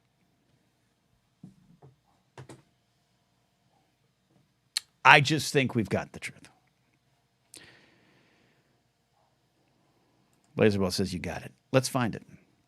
Dylan asked this question: how did you and Alden work together? Then I got a great comment, or a comment we're going to address here from Horizon Brave. Dylan Barry says, how did you and Alden come to work together? Alden Diaz, my co-host on Anytime with Ken and Alden. We also work on Casterly Talk, though Casterly Talk's always kind of in a bit of a hibernation period. Alden was a listener of some of my shows. He is much younger than me. He was a listener of some of my shows. They're in the Collider days. In 2016 into 17? Yeah, it's like 2017. I got hired by Anchor when it launched to do a show called Daily Thrones, is what I called it. I got hired to do 10 minutes of Game of Thrones related podcast content directly on my phone for that time. It was a good little part-time job. They allowed for call-ins. Like, you could, on your phone, leave little messages and ask me questions, and I could put them into the show. It was a good system. Anchor is now owned by Spotify. All that stuff's kind of gone away. I think they even finally got rid of the message feature, which is a bummer. I'd stopped using it for a while, but it was great. And a lot of people used to come with great questions. There was great. Mark Kammeyer had some great questions. My friend Thomas had some great questions, and I did work with Thomas on some things. Alden would call in. And Mark and Thomas and a lot of other folks, Eric Monroe was another great example of someone who used to call in with great things. I think I consider Eric Monroe out there one of the most knowledgeable Game of Thrones fans I know. But Alden's calls were great. I thought he had a great broadcast voice. They really advertised who he was as a young broadcaster and fan. They were very thoughtful, very, very thought-provoking, but in a non-challenging, hot take kind of way. He also wasn't super hungry for anything other than calling into the show. He wasn't trying to audition for a job that wasn't there for him. He made things that I liked, so I was intrigued by him. Then he started writing great questions for us on Force Center. Like, he was a Patreon supporter. He'd write some things in. I was just intrigued by this cat. Online, he's kind of at times an inflammatory person, and I've told him this. He knows this. He knows us. He's a 12-tweet thread kind of kid. He doesn't mind going toe-to-toe with people. He'll roll up his sleeves and fight you in a comment section, and it's one of the things that I don't have in me. He has it. And it doesn't mean I even 100% always agree with some of the things he says, Star Wars otherwise. But we're generally in agreement, and we're generally in agreement on how to discuss these things in the world. Did not meet him till 2019 in Chicago. He came out to the Force Center live event at a nice bar outside the downtown Chicago. Met him, great cat, probably hung out with a few times there. And just, I think eventually I was a guest on his show, Octo Radio.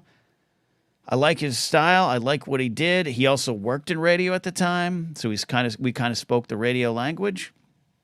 And I'm always looking for other people to work with, and I'm always looking I like working with my peers, but I like looking behind me and pulling people up. I don't have a lot of reach. I don't have a lot of power, but I like doing that. And I always have. When I was in morning radio and 20 years and 21 years old, there was like a 13-year-old kid that called into the radio, my morning show a lot, to the radio station, and he, kind of like me, shy kid, just in his room listening to radio and wanted to be a broadcaster. I would take his calls.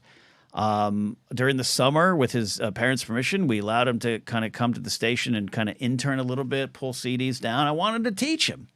I don't know where he is now. Maybe he's in radio.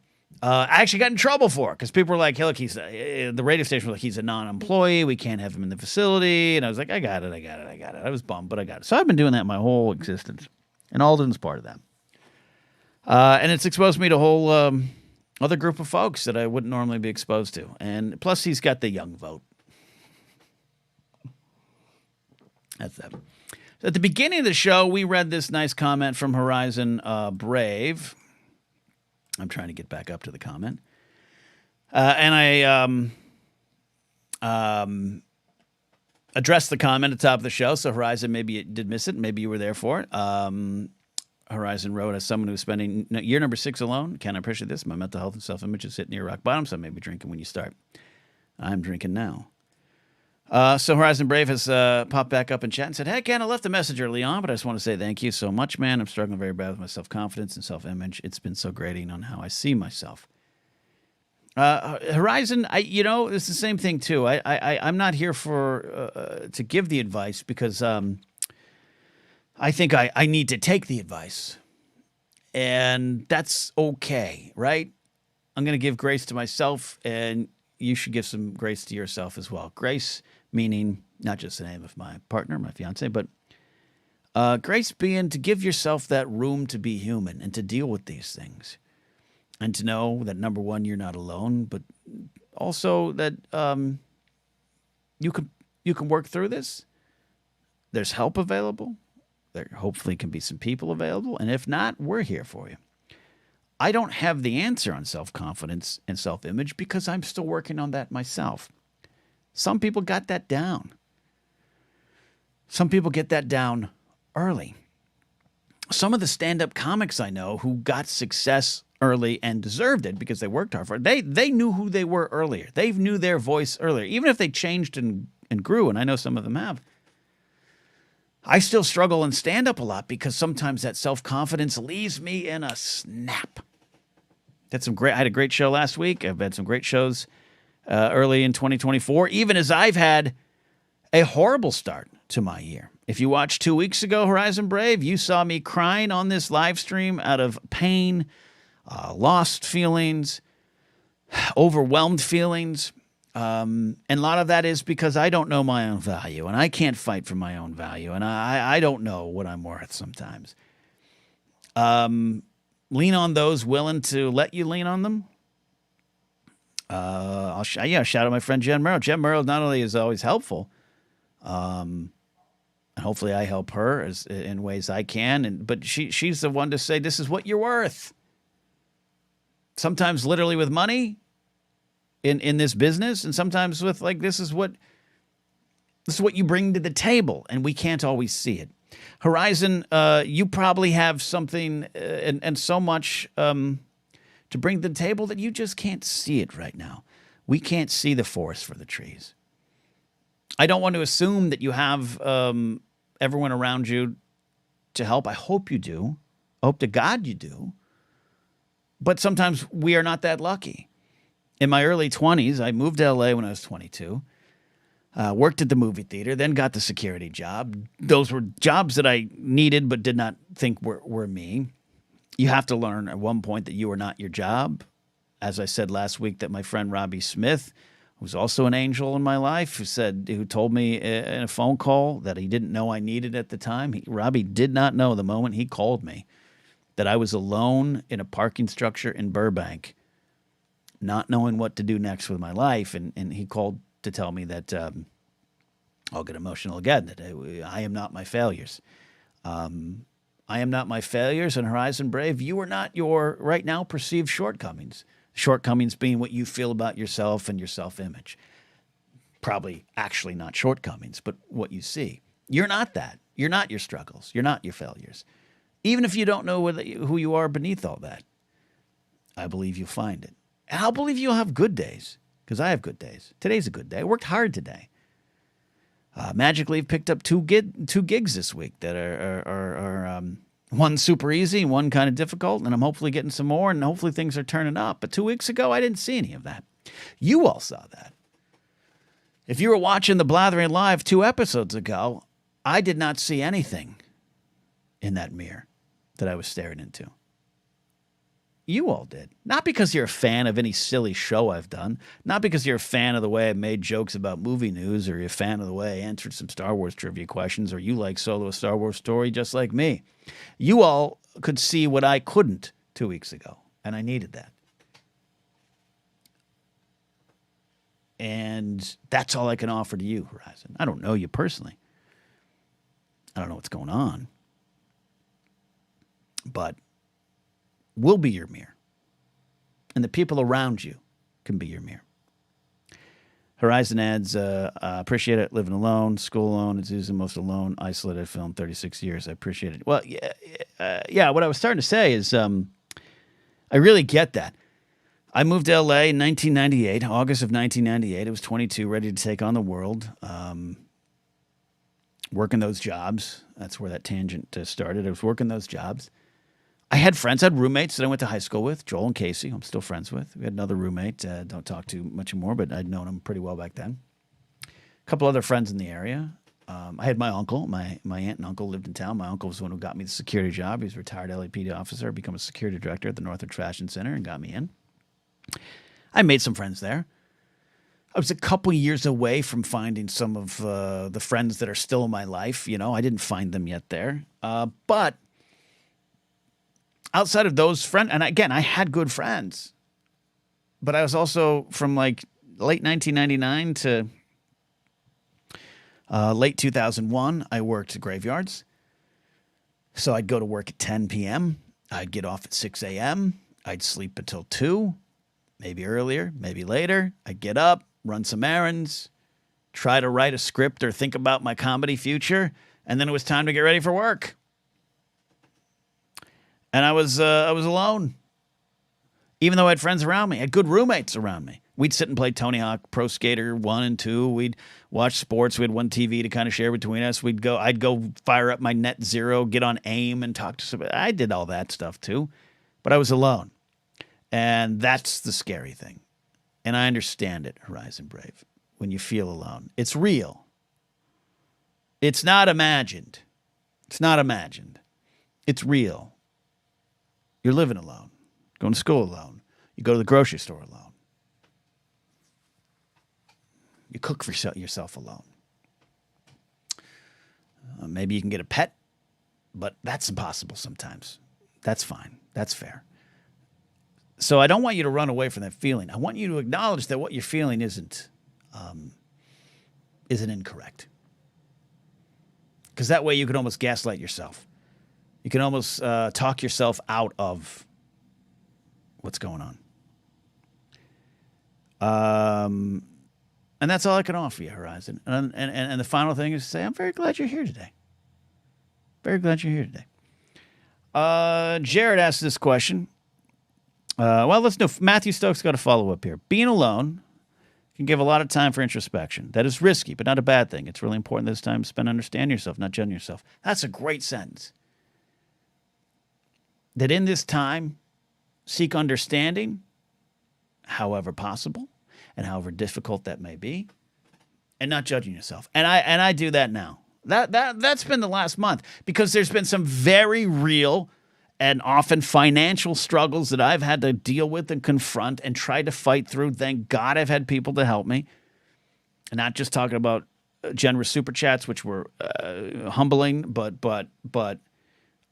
people in my life, my parents. My parents and I had a strained relationship the last couple of years. We divided over politics, and we still have a divide. We cannot talk about it, or we'll start getting upset at each other.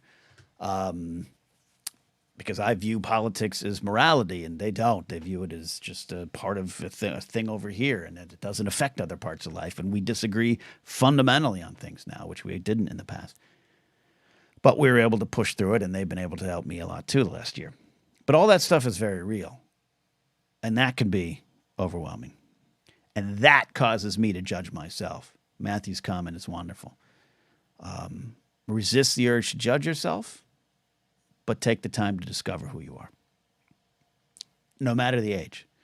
I'm turning 48 in a couple months. God. Turning 48. I moved here when I was 22.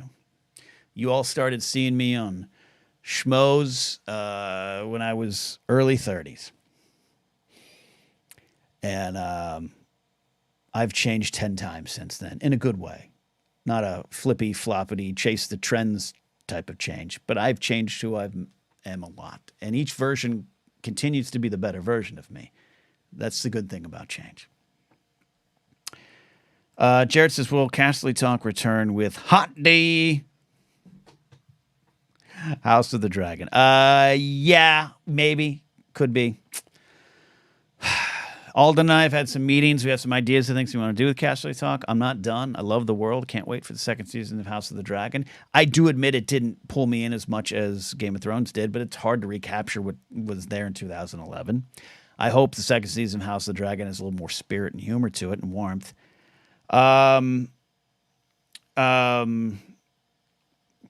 Super Beast says, "Oh dear, first time catching the stream, and I already can't follow all the chat rules, especially the last one." Hey, it's fine. Break rules. Happy Hudsonizer's here. Happy Valentine's Day.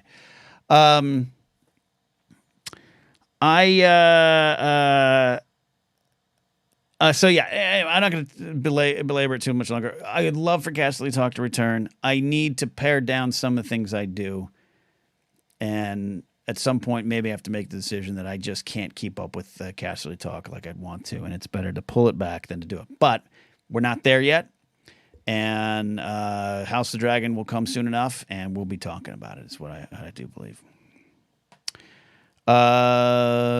Jared's got a question about Star Trek. We'll come back to that. I don't know if Jen Murrow is still in chat, but she's going to really want me to say some stuff about Star Trek. Trey T says, any SNN ideas starting to percolate? Sure do miss it, bud. Yeah, we talked about it earlier, Trey T. David Burton says, watching from Cedar Hill, Texas. Love that. Thank you, Mr. Burns. I miss Texas. I love Texas. And this is one of the things, not to suddenly whisk it into political talk. There's a lot of things I don't like about a lot of the leading Texas politicians right now, just like I don't like a lot of the leading Florida politicians right now. And there's some decisions to be made around that and who you want to give money to and all that kind of stuff. But I love the people of Texas, and I love Texas. I spent some time there in 2008. Our friend Jeff Hillbilly Scribbs is in Texas. And by the way, don't forget, if you're just joining us here tonight, we are still highlighting Jeff's charity that he's working with. There's Jeff getting his head shaved. He does this every year for children battling childhood cancers and in memory of those who have gone before them. stbaldricks.org/participants/Jeff Saunders to support Jeff and his team directly there. He's in Texas. I will never throw away a state, a county, a community, anyone because of their leaders. It's hard. Like I said, I've parted ways with some friends. I've struggled with my parents, but it's all complicated. But I still think we can bend but not break those bonds. I love Texas, man. Cedar Hill, Texas. I've never been there. I want to get there. Austin, Texas. I want to get there. I want to get back to the stockyards in Fort Worth, where I went and had one of the best ice creams of my life. My friend Brian out there. Dallas was great. Spent, drove through Deep Ellum is the best I could get there. There you go. There you go. All right, I'm going to get to the Star Wars question.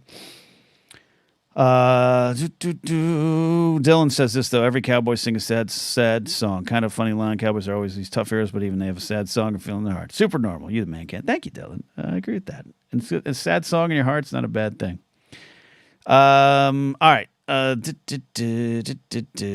Jared comes in with this one here. This is funny to me.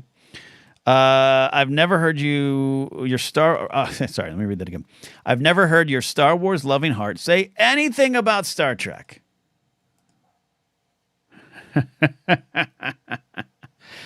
First of all, Kingsport Cal's here. Ken was sort of at work and they sent my arrogant ass home, so I'm here. Kingsport Cal, one of my favorites. Speaking of areas that I love, Tennessee. All right, here's the deal. So I love Star Trek. I actually do. I don't like it. I am not a science fiction person. It's not any insightful thing to say Star Wars is at best sci-fi fantasy, but it's mostly fantasy. It's a modern myth. It's a saga. I was drawn in by that. Later in my life, drawn in by Lord of the Rings. Later in my life, drawn in by Game of Thrones. But I don't even love all of fantasy. I like these properties: Star Wars, Lord of the Rings, Game of Thrones. Star Trek, it's easy to pit the two against each other, and it's easy to say they're in the same genre. I don't think they're not completely walled off. I think there's some fantasy myth and great thematic work in Star Trek, and I think there's some science fiction at work in Star Wars. You don't have to wall them off.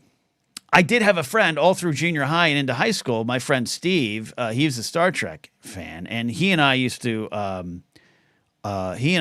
absolutely battle over Star Trek and Star Wars all the time, all the time. But growing up as a kid, like I saw Return of the Jedi, and I know the Wrath of Khan came out a year prior, 1982, right? Yeah. But I saw Return of the Jedi. Then it was like, well, what's next? And my dad used to like Star Trek, so we'd watch the original show, would be on, syndication or whatever on Saturday night. He didn't watch it religiously, but it would be on. So I knew what Star Trek was eventually. So I was like, Star Wars, Star Trek, they're the same thing. So I was drawn in by it. Wrath of Khan, which still I believe stands up. I haven't watched it in a while, but Wrath of Khan's a great film. Loved that. I saw Star Trek 3 in the theaters. And Star Trek 4 was absolutely one of my best theater going experiences. Around the time of like Rocky 4, but Star Trek 4 was amazing. I liked the humor.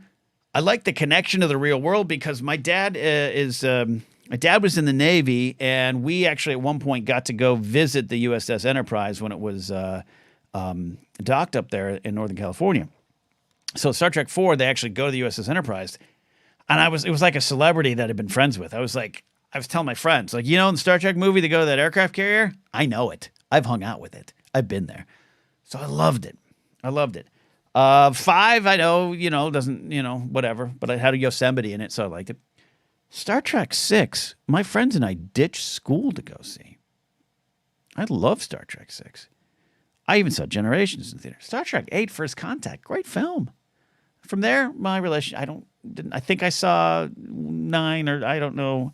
And I like J.J. Abrams. I like he comes along and he kind of, I know his first Star Trek, though I think widely praised, is considered more of a Star Wars-y version of Star Trek. Yeah, great. That's why I liked it. It was also funny. It was warm. I liked that a lot. I get why it didn't work for some or it didn't hold up. I get it. The second one, maybe not so much. And I didn't see them any after that. I haven't seen any of the new Star Trek shows, animated or otherwise. And I'm laughing because my friend Jen writes on some of these shows. So I've been around what's his name, the Metalis, Terry Metalis, the guy, the showrunner of Picard. I feel bad, because I like Picard too as a character. Who doesn't like Picard?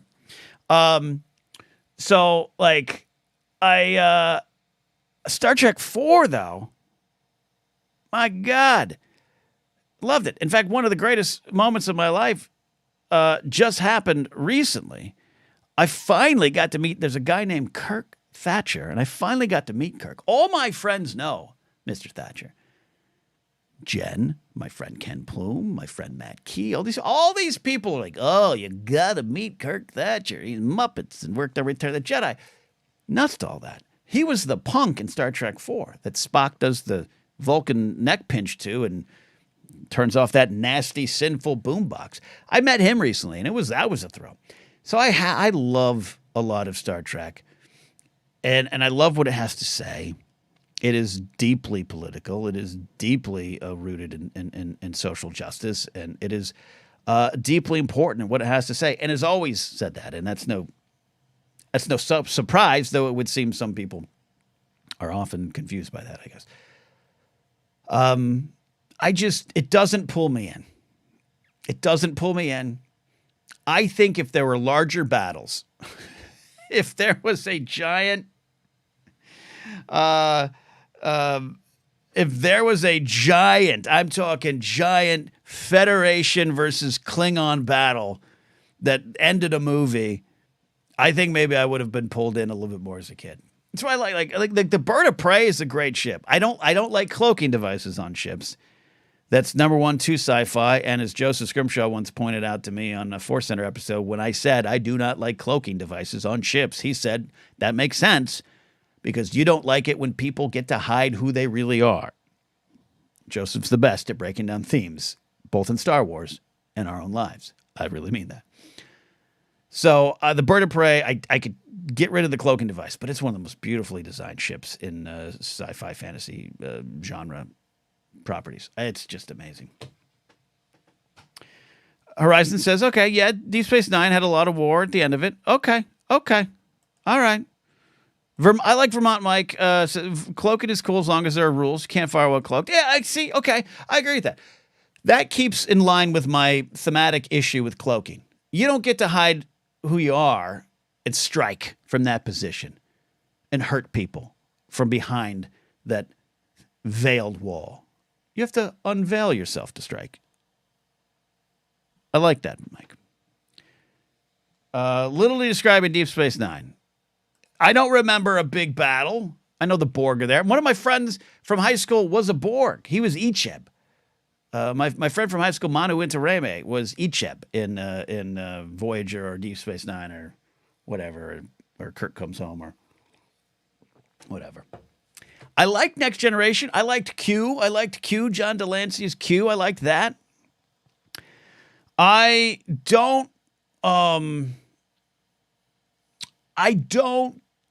just don't. At the end of the day, it's like you got your favorite flavor of ice cream, and you're like, Ken, you've got to try pistachio. And I'm like, nah, I'm sticking with mint chip. That's just what it is. Star Trek versus Star Wars. But I've got a lot of nice things to say about it. We are the Porg. I am the Borg and the Porg. Borg are Voyager's villains. All right. Yeah, okay. And a huge multi-race war at the end. The Changelings. Yeah, okay. I'm never going to fight any of you on Star Trek. It's not a matter of Star Wars is better and Star Trek isn't. Star Wars is better for me.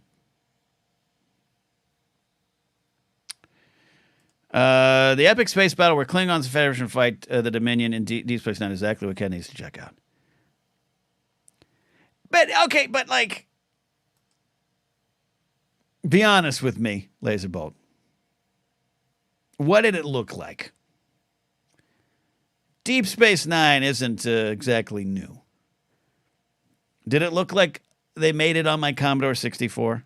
Because that will pull me out as well. Be careful what you recommend.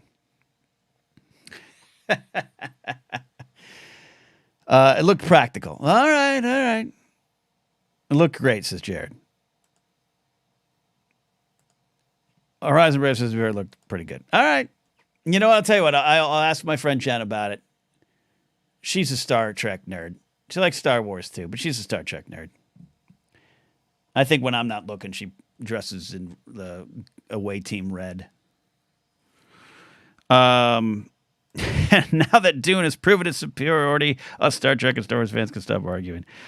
Yeah, I don't like. There's nothing about Dune I like either. That's not. And by the way, that's not a comment on the new movies. They look spectacular. I didn't see the old one. I cannot tell you how bored I am by any shot I see of Dune. Tully Quinn says it looks fantastic and puts Babylon 5 to shame. Me shooting something on my cell phone footage right now might put Babylon 5 to shame. Super Beast says I love Dune, but it's very slow. That's there's not. I'm not trying to be a hot take Charlie here. I'm not trying to be some angry YouTuber. If you love Dune, again, you love Dune as it should be for you. There's not been one clip of this modern Dune footage, Denis Villeneuve or whoever the hell's doing Dune. There's not been 1 second of footage that made me want to see the movie. Every shot bores me. Every shot just makes me go, I don't care. And yes, and people will point out, well, you know, some of the elements of Dune are, yes. George Lucas has been always very open about saying Star Wars is a amalgamation of all the things that influenced me, put into one blender and served up as a new drink for a new generation and time again. Nothing I've ever heard from you makes me think you'd like it. Yeah. Yep. Go to your car and start yelling and whining. Yeah. Ronald's here. Just want to say love you again.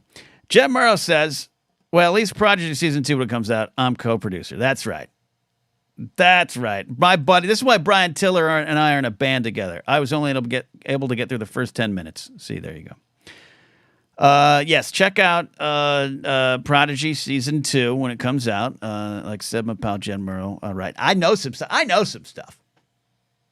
Oh, I know some stuff about Prodigy Season 2. Oh, I do. The right amount of super chats, I might tell you all right here on the stream. I wouldn't do that to Jen. Ken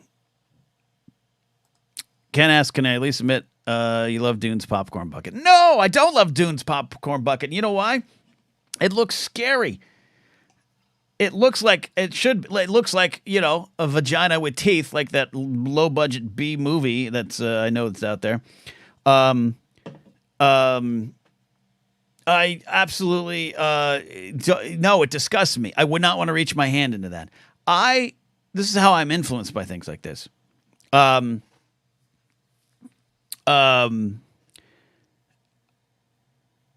original Burger King Return of the Jedi glasses. I currently have a Lando classic one from 1980. And I have my friend Brian replaced my C-3PO one that broke when I got it. He actually from Texas sent it out. Shout out to Texas again. My buddy Brian out there. There was back in the day, the Burger King Return of the Jedi glass that had the Sarlacc pit on it. And whatever was else on the glass.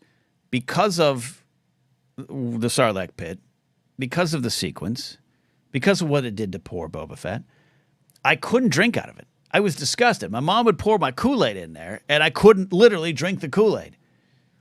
For those that think I'm just a Star Wars shill, I couldn't drink the Kool-Aid, literally, because I was disgusted by it. I can't have that popcorn reaching into my...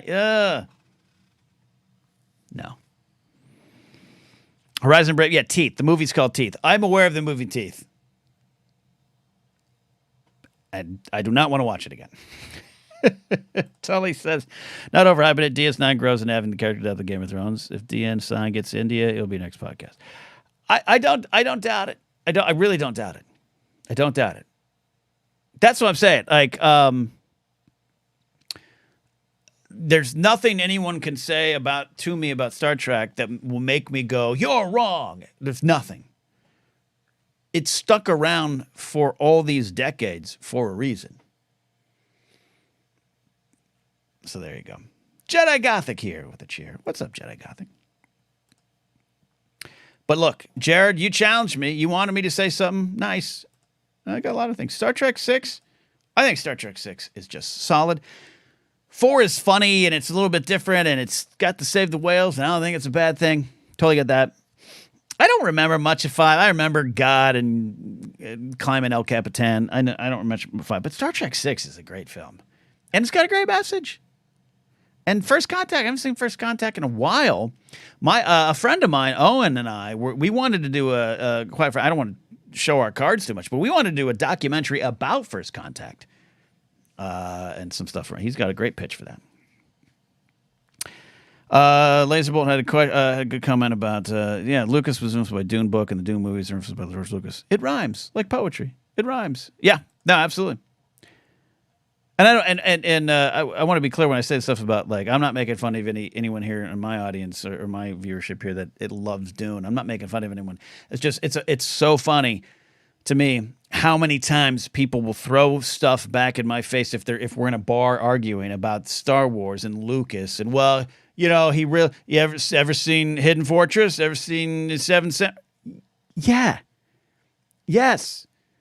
You know who wants you to see those movies too? George Lucas. You know who's probably like, you should see the Dune movies, all of them, and read the books? George Lucas. That was his point. His point was he kind of looked around the landscape and was like, we don't have any of that going right now. It's Chinatown, Jake and French Connection and all. I want to give that to the next generation. And these are the things that, you know, influence all that. And they're timeless tropes for a reason. They work for a reason. There we go. Ken Plume says we're doing a DS9 watch show. Short and done. But I won't. But I don't want to. You should bring a guest on that wants to. I don't want to. I want to play Fortnite and Madden. That's what I want to do. And some folks are giving Jen Morrow credit for working on the stuff she works on. You should bring Hal Lublin on, Ken, to your DS9 Watch show. Michael McCarcel, the detective, checking in, just dropping to say, hey, my partner's helping me study for an exam tomorrow. Love you, gang. Plume says, sorted and done. There you go. I'll respect. If you don't dig the new Dune, Ken, you're like, yeah, yeah.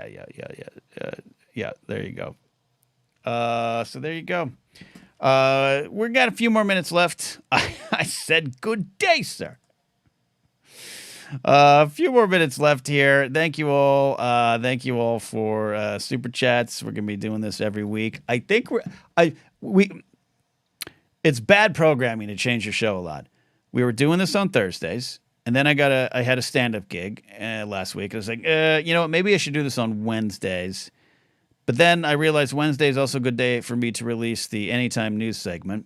That took all day. This is fun here tonight. So now that's been I woke up, started writing the news. I woke up, had an English muffin. I'm not a monster. Did the news, edited that, shot and edited that, got that out, doing this, Valentine's dinner after this, and that's my day. There's a couple writing gigs coming up that it's going to put a wrinkle in some things, but we're going to do this every week. Tuesday, Wednesday, Thursday. You stay around to find out. Become a member of the channel. You can watch the 20 Minutes of Coffee. We'll be live tomorrow, 10 a.m. right here, actually over there on that desk. And members get to watch it live, and then I broadcast it later. I want to highlight, so we got about 5 minutes left here in the show. My friend Jeff, Hillbilly Scribs here in chat, he does work every year with stbaldricks.org, a great organization, a great foundation, working to, quite frankly, hopefully one day cure childhood cancer, at least combat it, at least give support, at least give love, at least help folks dealing with things tougher than any of us are right now. stbaldricks.org/participants/Jeff Saunders. Dear God, did I spell that right? Yeah, I think I did. I will, after the show, I'm sorry, I was so hurried tonight. I did this late. I'll put it in a link in the YouTube description. If you're listening on the podcast, just go to St. Baldrick's, stbaldricks.org/participants/Jeff Saunders and support Jeff's team as they have their big shave-a-thon events. Their shave events where they, a bunch of members of the team, they raise money, they raise funds, shave their heads, and they do it in support of those. There. Spelling is correct. Woo! I like this. Blazerbolt says, when I got the notification for Anytime News, it reminded me that Blathering Live is coming up. Okay. Dylan says, where's the best place to watch? Twitch, Facebook? Look, if I had to choose one, I'd say YouTube, because I need those YouTube numbers. I need the algorithm, all those kind of things. But quite frankly, wherever you want, Dylan, whatever's easier for you. If you're on Twitch and people are there and you cheer and you sub, all those kind of things, that's a good spot. But wherever you want. But definitely YouTube, it helps. Final questions. When's the next football stream? I don't know. I don't know if I will be. I know it probably breaks some hearts. Love hanging out with all of you, play some football. I'm not saying no. I just don't think it will be a regular thing. Because thank God, I told you the update from my really emotionally upset self 2 weeks ago. If you watched the stream, again, thank you all for the support. I have potentially a little freelance gig coming, not a permanent weekly job thing, but I have something. It's a writing thing, and that kind of puts some I need more time to actually write for that stuff, and that's why I have to kind of cut some stuff. And streaming regularly with football is is one of the first to go, even though I enjoy it. I'm still playing Madden. I'm in 2030 now. Team's doing good. We're the number 1 seed, week 15. Laserbolt says time for MLB streams. Yeah. I think I'm going to get the new version this year. I haven't got the new one in a while. It's on my mind. Hillbilly Scripts says, thanks for always helping us out and get the word out. We got a big heart. Thank you. And so do the folks who follow you. Much love. And next year, for Jeff, for your 10th, let's figure out something big. Dylan asked another great question here. And that question is, did you ever like Whose Line Is It Anyway? Did I ever? I love and loved Whose Line Is It Anyway? Absolutely loved it. I was a big fan of the BBC, the original version that used to play on Comedy Central. Clive Anderson was the host. That whole group. That's the group. That's the first time I saw Ryan Stiles. First time I saw Colin Mockery. I about 10 years ago went and saw them live. Them, Greg Proops, and another guy, not Wayne Brady, someone else I can't remember. Did Whose Line Is It Anyway live. Hilarious. I come from improv. I come from the improv game world, which is mostly what the show is about. The newer version with Drew Carey and Aisha Tyler, I do enjoy them. Occasionally Grace puts them on, and it's just kind of a fun thing to watch, and it's always fun. Yeah, but I do enjoy it. I always kind of, back in the day, I'm out of practice on that kind of improv, but I always wanted to. And I know a lot of people that ended up on the show. My former Groundlings director, Karen Mariyama, was on Whose Line Is It Anyway a lot. Other people, some friends of friends, Heather Ann Campbell, I don't know her directly, but she's close to some other friends of mine. She's been on the new version a lot. So a lot of talented people. And I think Colin Mockery and Ryan Stiles, two of the funniest human beings on the planet. So there you go. Mike is, when's the next sports card doctor? It's going to probably be Sunday. The Super Bowl. Blame the Super Bowl, Mike. I shoot those on Sundays. It's the only time I really have, and the only time it's real quiet around these parts. And Super Bowl. And I thought, well, maybe I'll come home after the Super Bowl. No, there's no way. I was full on pizza. So a new one, hopefully this Sunday. They've got some good traction. They've been getting a little extra traction lately, so I like that.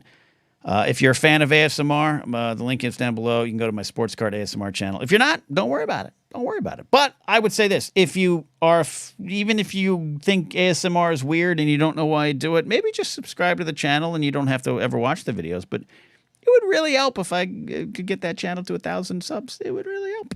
Really help. Dylan says, did you ever do UCB improv? No, I was at the Groundlings. I was at the Groundlings from 1990 and training at the Groundlings, not part of the main troupe or the Sunday company. I was part of the Groundlings training program from 1999 to 2002. I did a lot of improv coming up in like my junior high drama days and my high school drama days. Loved improv. Then I really kind of stopped. I could still probably jump in and do it. Horizon Brave has a comment: is improv like a skill you have to practice? Yeah, you absolutely have to practice. There's some inherent skills to it, but yeah, you can get rusty. Your mind can get a little dull. Absolutely. There's some general rules that you want to be aware of and follow that are not rules designed to contain you, but they're designed to build everything up better. And it's been a while, so I could jump in probably. But yeah, my time at the Groundlings was bittersweet for a long time, but now I look back 20 years on and I'm thankful for it. I was there for so many cool things and got to be around people. I recall I've talked about working with Mikey Day and Kristen Wiig and Melinda Hill and Nicole Ranter Johnson and all those people from that era of the Groundlings. The stories I got to go up, and the Groundlings is sketch and improv. I always tended, once I got to the higher levels of the program, I tended to go towards sketch more than improv. But yeah, I got some clips. Maybe I could digitize them. There's some things on this channel that are little clips of my sketch days.